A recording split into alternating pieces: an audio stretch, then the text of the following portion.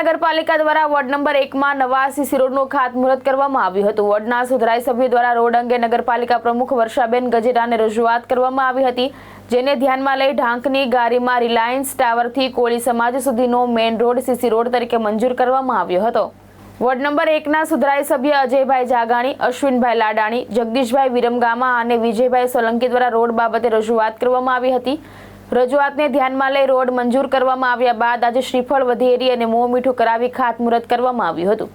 આ પ્રસંગે નગરપાલિકા ઉપપ્રમુખ જિજ્ઞાબેન વ્યાસ, મનોજભાઈ નંદાણીયા, મયુરભાઈ સુવા, વિક્રમસિંહ સોલંકી સહિતના આગેવાનો તેમજ મોટી સંખ્યામાં સ્થાનિક ભાઈ બહેનો અને યુવાનો ઉપસ્થિત રહ્યા હતા। હું મનોજ નંદાણીયા, બાંધકામ ચેરમેન ઉપરાજ નગરપાલિકા।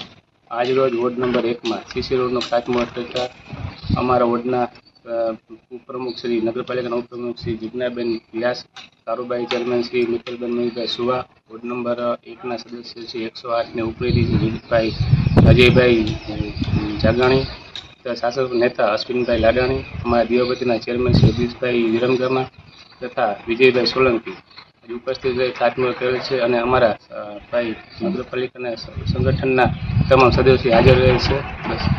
નીલમ રાઠોડ સાથે ભોલુ રાઠોડ, દ્રષ્ટિકોણ ન્યૂઝ, ઉપલેટા।